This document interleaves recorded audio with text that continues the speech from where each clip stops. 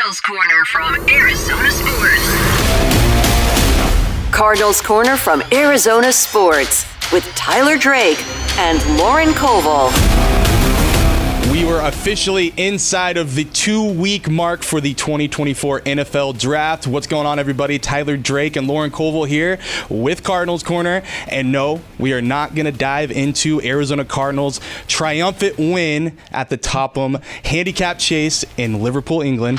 Shout out to the horse. But we are going to dive into the NFL Draft, and this time around, we're talking trade packages. That might scare some of you out there. I know a lot of people want Marvin Harrison Jr. to be the guy, but if they have to go that route, and if general manager Monti Ossenfort wants to wheel and deal again, what kind of trade packages are we going to see or potentially see? Who knows?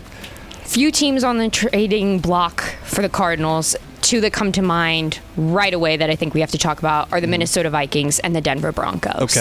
Okay. I know that you have some ideas on what the Cardinals could be looking for out of these two teams. There are two teams both in need of a quarterback and need to trade up, especially with this very QB-heavy draft. There's a lot of options, but it seems like the top of the pack is the best option. And as soon as you get out of that top 10, top 8 range, it starts to fall off a little bit for them. Yeah. So the teams, Denver Broncos, Minnesota Vikings. The Vikings obviously are at number 11, I believe. The Broncos are at number 12. So I think we've all come to the agreement 3 first-round picks is probably the starting asking price for Monty. The only way you're moving off is for 3. Exactly. You got to think franchise quarterback. They're going to want to come up. You pay more for the prospects, making that kind of trade. It's got to be 3 first round picks. That's got to be what it is to begin with. If not, I think you hang up the phone and you take the pick at 4. That's 100% what I think. So with that, we're going to take that 3 first-round, asking price with the Vikings. Vikings luckily have 2 first-round picks this year, though, which could increase the odds a little bit. So they've got 11 and number 23. Package those along with the 2025 first-rounder. There you go. You meet those 3 first-round picks. Move over to Denver. Number 12 pick. Then you've got to go into the future a little bit with a 2025 first rounder, 2026 first rounder. That's more of a long-term project, whereas I feel like the Vikings would be more short-term. If you had to pick which one of those, which one of those would you like? The Vikings interest me more because it's immediate. Mm-hmm. And as a fan, I think as a fan of the Cardinals, you want to see them make immediate improvements. And this is also a team where you're building around Kyler. You're building around some youth. Some young guys on your team happen to be the most talented guys on your team. Trey McBride immediately comes to mind. You're also aging out of some positions. You're aging out at running back a little bit with James Conner. You also know there's some more glaring issues on this team that come to mind that you need to focus on immediately. Cornerback comes to mind for me. So with the immediate turnaround that you can have taking that Vikings trade, also, they're going to be really hungry to make that move this year. Yeah. Move up. The Cardinals are a team who can afford to, in sort of that first 5 or 6, move out. I'm not saying I want to do that, but if they come with that package that you just named off, I think you have to take it. Ooh, it's tough. Would you, I guess this is the other thing, because I've seen a lot of people talk about Justin Jefferson being maybe a part of a trade. Would that sweeten the deal, or would that worsen the deal for you? If maybe you took out one of those first rounders and threw in Justin Jefferson. Worsen the deal. Yep. But I feel like that might be a little controversial. I feel like people don't necessarily agree with that. But that worsens the deal a little bit for me. His time at the Vikings has been on the field fantastic. Off the field, a little iffy, just because of his relationship with Kirk Cousins, how much he backed him. The Vikings decided to move on from him, send him to Atlanta. You don't know exactly where Justin Jefferson's headspace is right now, and sending him into a Cardinals locker room, which we've discussed many times on this pod, has been a roller coaster ride over the last few years. I think that Jonathan Gannon would nail him down and make him fit as a wide receiver 1 on this team, but he worsens the deal for me a little bit. Yeah, and I think for me it comes down to how much they would have to pay him. That's where I'm looking at, because you're getting a wide receiver out of this draft and you're going to be paying him a rookie deal for the next 4 years, 5 years. So that's where my head's at. I think, I'm exactly there with you. Justin Jefferson worsens the deal if he gets thrown into the equation. Jordan Addison would be a little more maybe, but still, I just don't think you can do that. The Broncos, the only thing that I would say with that, the one caveat is you got to think the Vikings are in NFC. That could come back and get you at the end of the day. Who knows? J.J. McCarthy, if that's who they really feel like they can get, who can move the needle, you don't want to have a repeat of what happened last year with the Texans. Do I think J.J. McCarthy and the Vikings, if that were to happen, I don't think it's the same. I don't think lightning's going to strike twice there. But at the same time, you've got to have that in the back of your head of thinking like this could be another repeat. And obviously, Cardinals still got a first-round pick. They can still use that to really help the roster. But we were thinking it could be a top 5 pick, and it's 27. So that's something you definitely got to think about. And I think the Broncos are worse off than the Vikings right now. I think the Vikings are a couple players away from really turning things around, where the Broncos, I have no belief that they're going to turn things around. No, the Vikings they've strung together a series of pretty decent, seasons where you look and you go, if maybe they'd had this, it would have worked out for them. I immediately think of that playoff game a few years ago where I'm like, okay, if you flipped a coin a little bit different, things would have turned out better for them. No kidding. The Broncos went all in on the Russell Wilson experience, which at the time, I'll say when that went down, I went, yeah, great. Yeah. That's going to work out perfectly for them. They know exactly what they're doing. Now, looking back on it, obviously a huge mistake. Did not turn out well at all. He's now sent off to the Pittsburgh Steelers. We'll see what he can do there. The Broncos are paying for about 98% of his contract over at the Steelers. I believe the Steelers are giving him about $2 million. Yeah, I mean, why not? No. If you're the Steelers, cool. And you need a quarterback, and you're going to sit and sort of wait it out. I know they went out and got Justin Fields this season, so you're having a little bit of a QB competition. Do you think Russell's going to be the starter, or do you think Justin's going to do it? I think Russell will be the starter until about week 6. Oh, okay. Yes. Okay. But all of that being said, just proves how many different faults the Broncos have and how much they need to figure out. So if I'm even the Broncos, I want to hold on to as many picks as I can and trade, giving away sort of the least amount of equity, if you will, and still getting a bunch of young talent. What about like Patrick Surtain if he was involved? Yes. That would be interesting. Yes. I'd be intrigued. You'd get your CB1.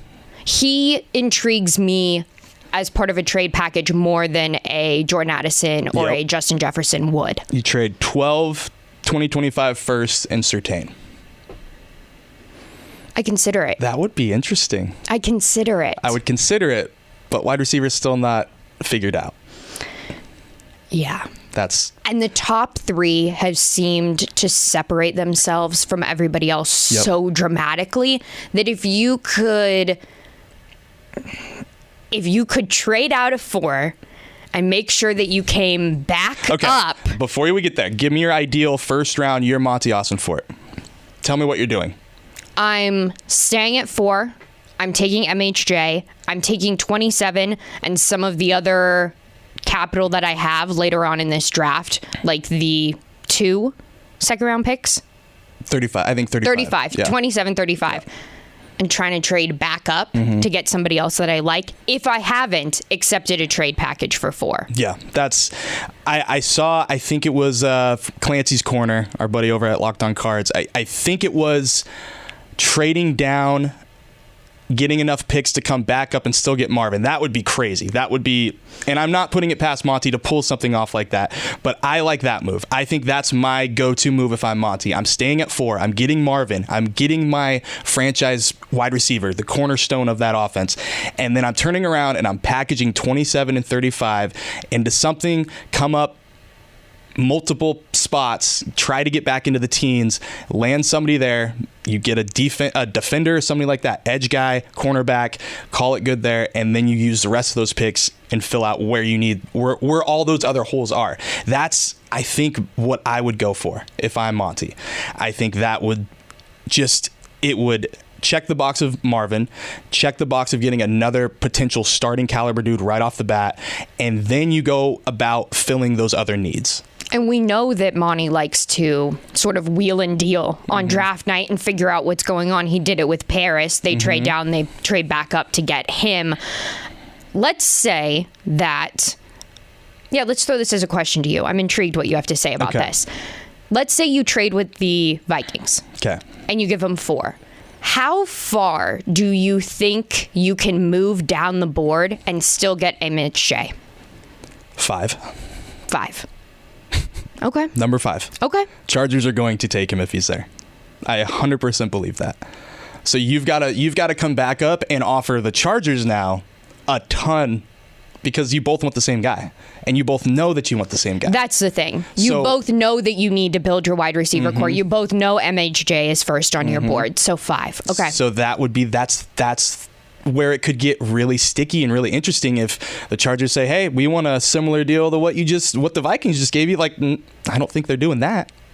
No, that's too much to give up. I know the Cardinals have an excessive amount of draft capital this year and picks and whatnot, but you need those. Yeah. You need to hold on to some of them. You can trade them to stick with one guy, but I also think this only further backs up they should stay at 4. Yeah, and I don't think the Cardinals are as far away as people think. They went out free agency. We'll get into this next week. We'll talk more about the needs they still have positionally, but they went out, added positional guys, free agents who can fill these needs, who can be starters. They got to hit on a couple of these first-round draft picks now to really just speed up the timeline. We talked to Monty not too long ago, and he said they're on to phase 2 of this. Phase 2, I think, is now making yourself competitive enough to at least fight for a wild card spot. I think if Kyler's healthy last year, it could have been closer. I don't think they make the wild card still, but it would have been closer. This time around, what we saw those last 4 games, the run defense or the run offense on top of just the offense as a whole under Kyler, the next step is trying to break into a wild card team. So you've got to attack now while also still trying to get pieces for later. But I think right now you've got to get Marvin, you've got to get another defender in that first round to really just speed up the timeline. And another reason that you need to hit so early on those guys in the first round of the draft and even at 35 for the Cardinals is because we know the Cardinals like to play rookies. They did it last year, half because they were forced to because of injuries and they needed to move people in. Other half, I mean, Michael Wilson got thrown out there. Yeah, was he injured? But they needed him. Yeah. They needed another wide receiver. And when he was healthy, he performed. Exactly. Yep. And so we know that when you're drafted, especially first round, early second round, like they have, the expectation, I bet, for the Cardinals is you're out there day one. Go show us what you can do. And if Marvin's plan is to prepare for the rookie season and not for his NFL draft combine or pro day, whatever it is, he's coming in day 1 ready. You can't ask for much more. As Gannon always says, they pay for the price of admission, and that's exactly the kind of mindset, mentality that Arizona wants. For sure, 100%. But sticking with the trade packages, I wanted to give a couple people a shout out for hitting us up on social media, and they gave us their trade packages. So a couple of them stood out. Here's one, and the Jordan Addison one actually brought up in this one. Minnesota, from Corbin Barrels, great name. Minnesota sends 11-23 Addison and a 2025 second. He also gave Denver too. Denver a 2025 first, Surtain, and maybe an extra mid-round pick. And then the Giants, which we didn't talk about, them or the Raiders too. Dark horses for sure. 6 and 2025 first. That's not bad. That wouldn't be bad. I still think you don't get Marvin, though, if you're at 6. No. And then I think as the Cardinals, you have to decide how big a drop-off do you think there is from Marvin to Neighbors to Rome? Like, where is the fall-off for you? If I'm Monty, I'm going Marvin, Rome, Malik. Okay. I think that's where I'm at. Okay. Rome gives you a little bit of a bigger dude than Malik. If you've got to go that way, I think it's Rome. He gives you a little bit more of physicality, surefire hands too. A little bit more of a consistent presence. You don't have as much of that downfield that's the thing, option, which is something that we've talked about, that the Cardinals just don't open it up for the big play. They just don't do it. But I think they need the type of personnel to do that. That's the thing. I agree. Yep. And Hollywood's not here anymore, and I think they need somebody big, 6'3", tall. All right, I'll buy in. You've convinced me. I'll buy in. All right, a couple other ones. Shownuff7 says none. I want MHJ, and I think that's where we're all at right now. I think that's kind of the consensus. At least we're at. Yeah, but I also think that's sort of the consensus of the fan base is that MHJ is going to be there and that you have the option to take him. Why are we even talking about it? Exactly. Yeah. Well, then we wouldn't have this podcast. True. JD, 8 first-round picks. I think that's a good price. Lock it in right now. I like that option. I like no team attached to it. Just 8 first-round picks. Oh, and then we've got Blingo Blue Flamer, 3 firsts and Jettis. Yep. Yeah. That would be a lot.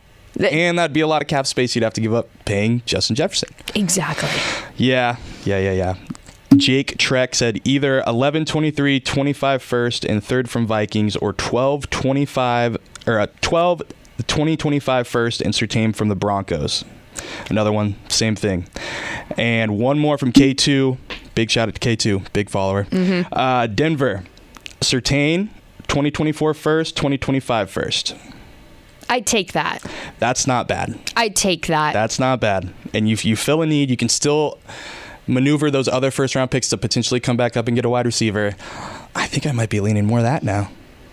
I like if I'm not getting Marvin. I like the players that the Broncos could possibly attach to the deal more than who the Vikings could possibly attach to the deal. Mm-hmm. I like the immediacy of the Vikings trade a little bit more, assuming that they put together some sort of package like this. Yeah. I like the immediacy of that a little bit more than I like with the Broncos, because especially all of the player meetings that the Cardinals have been having over the past few weeks, they have a few, that stand out above the rest. I mean, we even know as a fan base, they're very transparent of here's who we're interested in, here's who we had good meetings with. I'm more intrigued by the players of the Broncos, but I like the immediacy of a trade package with Minnesota more. Okay. Well, that was a lot to chew on. So if you guys have your trade packages, you haven't sent them our way, make sure you do. AZ Cards Corner on X. Follow us on all the social medias.